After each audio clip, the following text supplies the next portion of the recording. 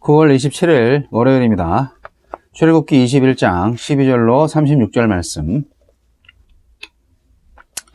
사람을 쳐 죽인 자는 반드시 죽일 것이나 만일 사람이 고의적으로 한 것이 아니라 나 하나님이 사람을 그의 손에 넘긴 것이면 내가 그를 위하여 한 곳을 정하리니 그 사람이 그리로 도망할 것이며 사람이 그의 이웃을 고의로 죽였으면 너는 그를 내 제단에서라도 잡아내려 죽일지니라.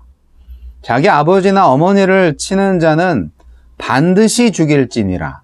사람을 납치한 자가 그 사람을 팔았든지 자기 수하에 두었든지 그는 반드시 죽일지니라. 자기 아버지나 어머니를 저주하는 자는 반드시 죽일지니라. 사람이 서로 싸우다가 하나가 돌이나 주먹으로 그의 상대방을 쳤으나 그가 죽지 않고 자리에 누웠다가 지팡이를 짚고 일어나 걸으면 그를 친 자가 형벌은 면하되 그간의 손해를 배상하고 그가 완치되게 할 것이니라. 사람이 매로 그 남종이나 여종을 쳐서 당장에 죽으면 반드시 형벌을 받으려니와 그가 하루나 이틀을 연명하면 형벌을 면하리니 그는 상전의 재산임이라. 사람이 서로 싸우다가 임신한 여인을 쳐서 낙태하게 하였으나 다른 해가 없으면 그 남편의 청구대로 반드시 벌금을 내되 재판장의 판결을 따라 낼 것이니라. 그러나 다른 해가 있으면 갚되 생명은 생명으로, 눈은 눈으로, 이는 이로, 손은 손으로, 발은 발로, 된 것은 된 것으로, 상하게 한 것은 상함으로, 때린 것은 때림으로 갚을지니라. 사람이 그 남종의 한 눈이나 여종의 한 눈을 쳐서 상하게 하면 그 눈에 대한 보상으로 그를 놓아줄 것이며 그 남종의 이나 여종의 이를 쳐서 빠뜨리면 그 이에 대한 보상으로 그를 놓아줄지니라. 소가 남자나 여자를 받아서 죽이면 그 소는 반드시 돌로 쳐서 죽일 것이요 그 고기는 먹지 말 것이며 임자는 형벌을 면하려니와 소가 본래 받는 버릇이 있고 그 임자는 그로 말미암아 경고를 받았으되 단속하지 아니하여 남녀를 막론하고 받아 죽이면 그 소는 돌로 쳐 죽일 것이고 임자도 죽일 것이며 만일 그에게 속죄금을 부과하면 무릇 그 명령한 것을 생명의 대가로 낼 것이요 아들을 받든지 딸을 받든지 이 법규대로 그 임자에게 행할 것이며 소가 만일 남종이나 여종을 받으면 소 임자가 은 30세겔을 그의 상전에게 줄 것이요 소는 돌로 쳐서 죽일지니라. 사람이 구덩이를 열어두거나 구덩이를 파고 덮지 아니하므로 소나 나귀가 거기에 빠지면 그 구덩이 주인이 잘 보상하여 짐승의 임자에게 돈을 줄 것이요 죽은 것은 그가 차지할 것이니라. 이 사람의 소가 저 사람의 소를 받아 죽이면 살아있는 소를 팔아 그 값을 반으로 나누고 또한 죽은 것도 반으로 나누려니와 그 소가 본래 받는 버릇이 있는 줄을 알고도 그 임자가 단속하지 아니하였으면 그는 서로 소를 갚을 것이요 죽은 것은 그가 차지할지니라. 상해에 관한 율례.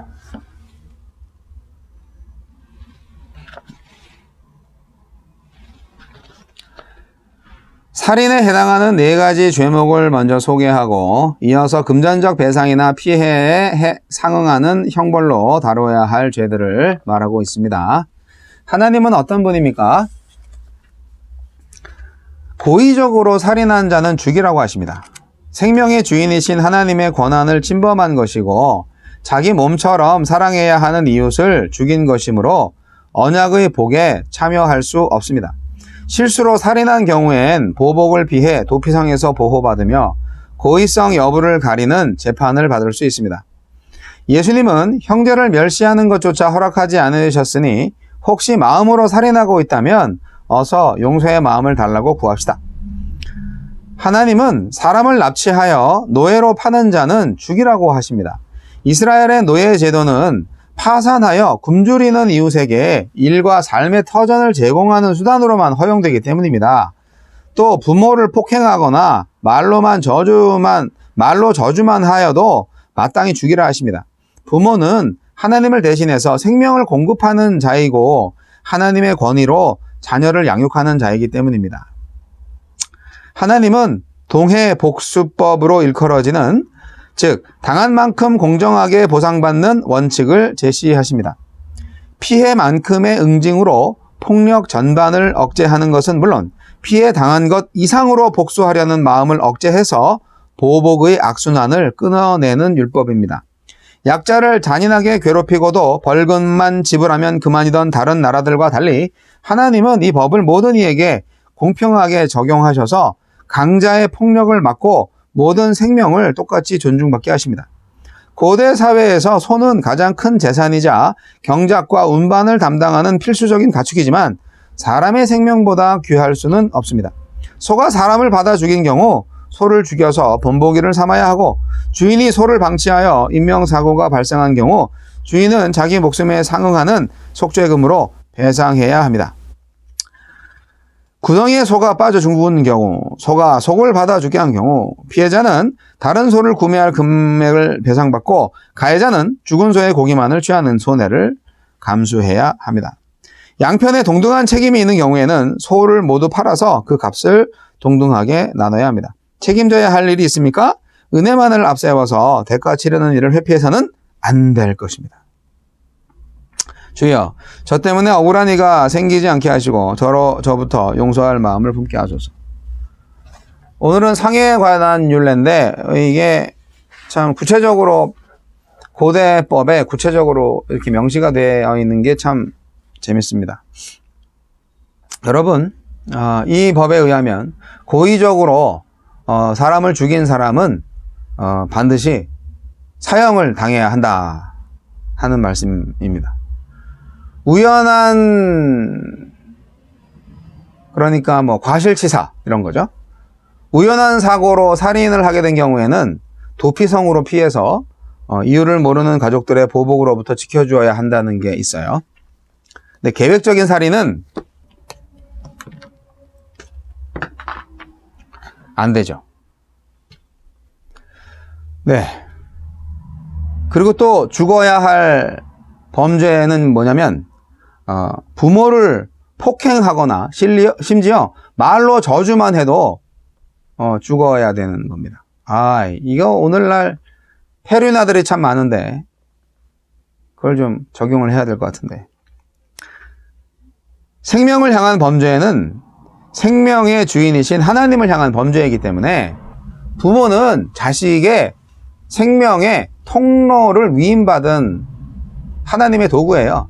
그러니까 부모를 욕하거나 죽인다? 그건 하나님을 욕하거나 죽이는 겁니다. 안 되죠. 그래서 오늘날 이것을 어떻게 적용하냐? 직접적인 살인만이 아니라 형제를 미워하고 관계를 파괴하거나 또 우리 요즘 그 SNS에 악성 댓글을 달고 가짜 뉴스를 퍼뜨리는 것도요, 살인죄입니다. 저주하는, 우리 공동체를 파괴하는 그런 언어 폭력이잖아요. 그렇게 하고도 회개하지 않는 자를 하나님이 눈 감아 주실 리가 없어요. 반드시 지옥 갑니다. 자, 이스라엘의 법, 하나님이 주신 법은 죄를 행한 만큼 처벌해야 한다고 말씀하고 있습니다. 당한 만큼 돌려주어라 하는 건데 중요한 것은요, 그 이상은 안 된다는 거예요. 예를 들어서 내가 상대방을 한 대 때렸는데 그 상대방이 보복으로 나를 2대 때렸다. 그러면 나는 3대 때릴 수 있잖아요. 그러면 그쪽이 또 나를 4대 때리고 이렇게 되잖아요. 그러지 말라는 거죠. 한 대 맞았으면 한 대만 쳐라. 이게 어떻게 보면 그 고대 사회에서 어떻게 보면 평등하죠. 공평하죠. 물론 신약 성서 시대에 와서 예수님은 7번, 70번씩 7번이라도 용서해줘라 이렇게 말씀하셔서 참 헷갈리게 하시는데요. 자, 어쨌든 당한 대로만 갚아주어야 한다. 이러한 공정한 보복의 원칙을 하나님이 주신 이유가 있습니다. 이것은 자의적 보복을 억제하여서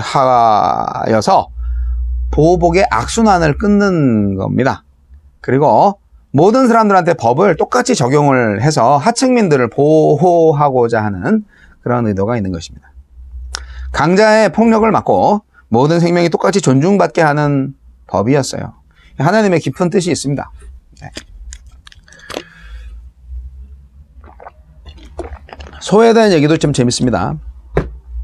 자기 소유의 소가 사람을 받아 죽였을 때는 소는 돌에 맞아 죽고 그 고기는 먹을 수 없지만 주인은 처벌을 면한다고 합니다. 그런데 주인이 평소에 그 들이맞는 소의 습관을 알고도 방치했다. 그럼 어떻게 되냐고요? 그 소도 돌로 쳐서 죽이고 그 주인도 죽이라고 말씀하시네요. 아유. 오늘날 그 맹견을 키우는 사람이 이웃집 사람을 키우던 맹견이 물어서 그 사람이 죽었다 그러면 그 맹견 주인도 죽어야 되는 게 이제 이스라엘 법인 거예요. 무섭죠?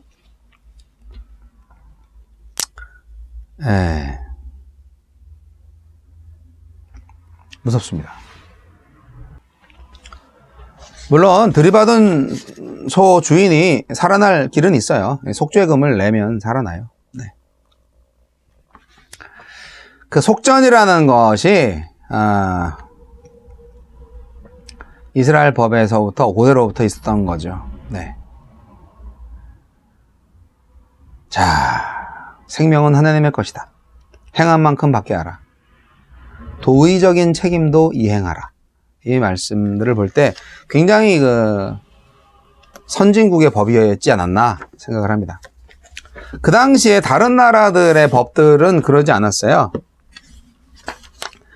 그 다른 나라 법들은 굉장히 지도자, 정치 지도 세력들에게 맞게끔 만들어졌어요. 그 고대 근동 지역의 법전과 이스라엘 법은 많이 다르다고 합니다. 왜냐? 이스라엘 법은 인간이 만든 게 아니라 하나님이 만드신 거니까. 이스라엘의 진정한 통치자이신 하나님이 만드신 법이니까요.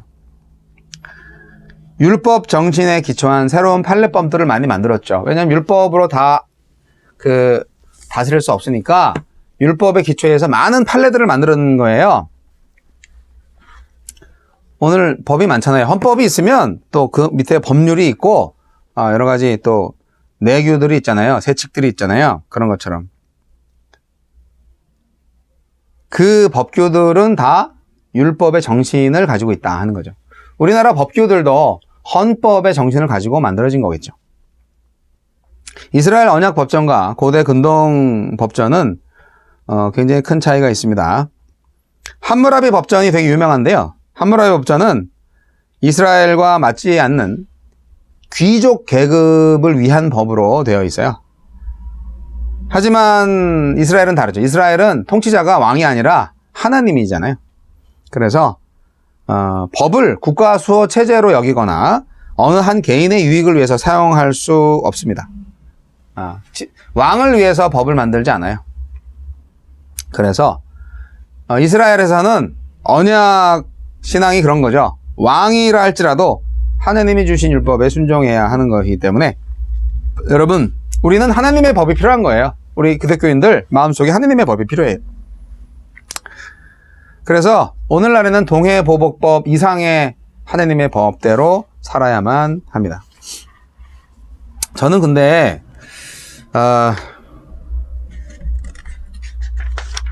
어젠가 그젠가 어떤 제가 아는 지인께서 싱글맘인데 이제 10살짜리 아들한테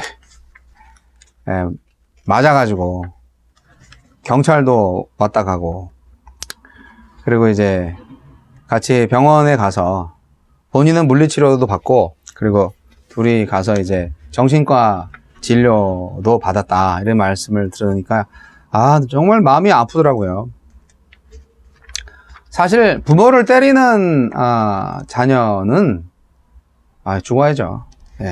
동서양을 불문하고 전 세계적으로 사실 심각한 가정 파괴의 위험이 있지 않습니까? 그런데 부모를 때리는 것은 용납할 수 없어요. 오늘 말씀을 보니까 더 그러네요. 자기 아비나 어미를 치는 자는 뭐 반드시 죽일지래 돼 있잖아요. 반드시 죽이라고 그렇게 돼 있잖아요. 근데요, 부모를 구타한다는 거는요, 단순히 물리적인 힘으로 부모를 구타하는 것만 의미하지 않고요, 부모님의 영육에 치명타를 가하는 모든 행위를 부모 구타라고 할 수 있을 것 같아요. 사실 어떤 면에서는 정신적 폭행이 육체적 폭행보다 더 무섭습니다. 정신적 폭행이 뭔가요? 자기 반항, 고집스럽고 거칠고 불량한 태도, 부모의 마음에 상처를 입히는 그런 자식의 비행들, 그런 거 아니겠어요? 우리는 정말 이렇게 부모를 구타하는 불효자가 되면 안 됩니다. 어떠한 이유로든 부모에 대해서 불효하는 것은 우리 그리스도인의 삶에서는 있을 수가 없어요. 그리고 부모를 저주하는 사람들도 있는데요. 예. 그 아비나 어미를 저주하는 자도 반드시 죽어야 됩니다. 부모를 저주한다? 그것은 부모를 때리는 것보다 더 심각한 불효입니다. 여러분, 불효자는 징계를 면하지 못합니다. 하나님을 두려워하셔야 돼요. 하나님께서 부모를 구타하는 자나 저주하는 자는 반드시 죽이라고 하셨습니다. 오늘 말씀 15절 17절 분명합니다. 아이고 주여. 요즘 인간들이 만든 법에서는 부모한테 불효했다고 그래서 그 자녀를 죽이진 않죠. 하지만 그를 감찰하시는 하나님의 분노는 식지 않았습니다. 하나님은 그를 계속 보고 계세요. 결국 부모를 저주하는 자는 어떻게 되느냐? 잠언서 20장 20절 말씀에 그 등불이 유암 중에 꺼짐을 당할 것입니다. 그리고 잠언서 30장 17절 말씀처럼 아비를 조롱하며 어미의 순종하기를 싫어하는 자의 눈은 골짜기에 까마귀에게 쪼이고 독수리 새끼에게 먹히게 될 것입니다. 범사에 잘 되는 일이 없을 겁니다. 비참하게도 불효자는 그 영혼이 멸망당하고 육신은 병들게 되며 멀지않아 자기 자녀들에게 똑같은 보응을 받게 될 것입니다. 제가 이제 거의 1년 동안 어머님을 모시고 살고 있습니다. 어머님을 모시는 건지 제가 어머님한테 얹혀 사는 건지 모르겠습니다. 네. 하지만 그래도 어머님과 함께 있으니 과거에 제가 어머님한테 잘 못했던 거 자꾸 생각이 나고, 그리고 남은 생애 동안 그래도 아들이 있어서 마음이 따뜻하다, 그렇게만 느끼게 해드리고 싶은 마음이, 그렇게만이라도 제가 정말 하는 거 없습니다. 하지만 어쨌든 요즘 하여간 효를 하는 게 어떤 것인가 연구를 좀 해봐야 되겠습니다. 어떻게 하는 게 효를 하는 건지. 근데 오늘 말씀 보니까 나도 불효자였고 나도 죽일 놈이었구나, 그런 생각이 듭니다. 여러분 어떠십니까? 에베소서 6장 1절 말씀, 자녀들아 너희 부모를 주 안에서 순종하라, 이것이 옳으니라. 여러분, 우리 아버지는 영적 아버지는 하나님이세요. 하나님께 효를 하는 마음으로 그렇게 신앙생활을 하셔야 되고, 육신의 부모님이 아직 살아계시다면 잘해야죠. 마음 편하게 해드려야죠.